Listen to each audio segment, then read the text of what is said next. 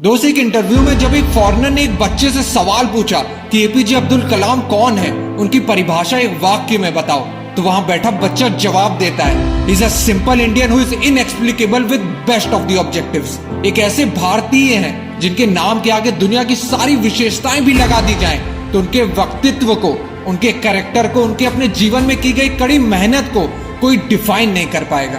नमन है ऐसे इंसान को जिनका जन्म तो गरीब परिवार में हुआ, पर उनके सपने किसी पैसे के मोहताज नहीं थे। जो 1 घंटे फ्री ट्यूशन पढ़ने के लिए 3 बजे सुबह उठ के नहा धो के 4 बजे अपने टीचर के घर पहुंच जाते थे। जिनके पास सपनों के नाम पे बस देश के लिए कुछ कर गुजरने की चाहत थी और दौलत के नाम पे बस किताबें।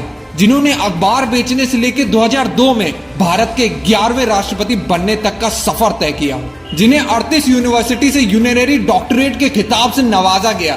एक ऐसी हस्ती जो 26 मई 2005 को जब स्विट्जरलैंड में लैंड करता है, तो उस दिन को उस देश में साइंस डे घोषित कर दिया जाता है। पद्म भूषण, पद्म विभूषण, भारत रत्न, जिन्हें भारत के 3 सर्वोच्च सिविलियन अवार्ड मिल चुके हैं। उनका पूरा जीवन ही हद पार मेहनत करने की परिभाषा है।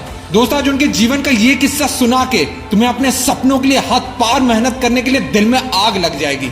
दोस्त, कलाम जी का बचपन से सपना था एयरफोर्स ज्वाइन करने का, और फिर उन्होंने अपनी स्कूलिंग खत्म करने के बाद Madras institute of technology MIT university join की, जहां वो अपने 6 दोस्तों के साथ एक प्रोजेक्ट में फाइटर एयरक्राफ्ट बनाने के डिजाइन पे काम कर रहे थे।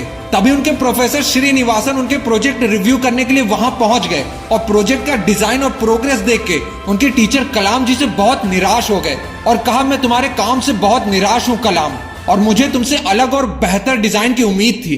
कलाम जी ने बहुत सारी प्रॉब्लम्स जो एयरक्राफ्ट को डिजाइन करने में आ रही थी वो बताने की कोशिश की, पर प्रोफेसर ने एक भी ना सुनी। फिर कलाम जी ने प्रोफेसर से 1 महीने का और टाइम मांगा इस प्रोजेक्ट को नया और बेहतर डिजाइन बनाने के लिए, पर प्रोफेसर ने कलाम जी की तरफ देखा और कहा कि तुम्हें बस 3 दिन का और समय मिलेगा, और अगर तुमने 3 दिन में इस प्रोजेक्ट को नए डिजाइन के साथ कंप्लीट नहीं किया तो तुम्हें अपनी स्कॉलरशिप से हाथ धोना पड़ेगा। जिस काम के लिए कलाम जी ने 1 महीना मांगा, उस काम के लिए उन्हें 3 दिन की मोहलत मिली। वहां कोई भी होता तो उसे इम्पॉसिबल, ऐसा तो हो ही नहीं सकता बोल के टाल देता और शिकायत करता। शुरुआत में कलाम जी थोड़े निराश जरूर हुए, क्योंकि उनकी पढ़ाई और उनका सपना दोनों स्कॉलरशिप के पैसों पे टिकी थी, पर उन्होंने तुरंत सारे नेगेटिव थॉट्स हटा के 3 दिन के लिए मेहनत की सारी हदें पार करने की ठान ली, और पूरे 3 दिन और रात बिना सोने और खाने पे ध्यान दिए सिर्फ अपने प्रोजेक्ट पे काम किया। उनका सिर्फ एक ही लक्ष्य था, अपने प्रोजेक्ट को 3 दिन के लिए सिर्फ कंप्लीट ही नहीं, अपने प्रोजेक्ट को कॉलेज का सबसे बेस्ट प्रोजेक्ट बनाना। और 3 दिन के बाद जब प्रोफेसर ने कलाम जी का प्रोजेक्ट देखा तो वो एकदम शॉक्ड हो गए और खुशी से कलाम जी की पीठ थपथपाई और कहा कि मैं जानता हूं कि 3 दिन का टाइम देके मैंने तुम पे बहुत प्रेशर डाला, लेकिन मैं जानता था कि तुम में काबिलियत है। बस ये देखना चाहता था कि तुम में मुश्किल वक्त को सहने की क्षमता है या नहीं, और तुमने खुद को साबित कर दिखाया। दोस्त, कलाम जी कहते थे, one who breaks the limit of their imagination और the one who create history. Imagine the impossible. अपनी सोच की कोई सीमा मत रखो, तुम असंभव भी कर सकते हो। मनुष्य को जीवन में कठिनाइयों का सामना करना पड़ेगा, क्योंकि सफलता का आनंद उठाने के लिए वो आवश्यक है। दोस्त, वो एक दिन था जब कलाम जी ने अपने कॉलेज प्रोजेक्ट में फाइटर एयरक्राफ्ट का बेस्ट डिजाइन बनाया, और ये खुद के सपनों पर विश्वास और कड़ी मेहनत ही थी। जब कलाम जी के जीवन में वो दिन भी आया जब 6 महीने की हार्ड ट्रेनिंग के बाद रियल Su-30 फाइटर प्लेन को उड़ाया और अपने बचपन के सपने को पंख लगाया। दोस्त, जीवन ऐसा जियो कि आपके मरने के बाद भी लोग आपको सदियों तक याद रखें।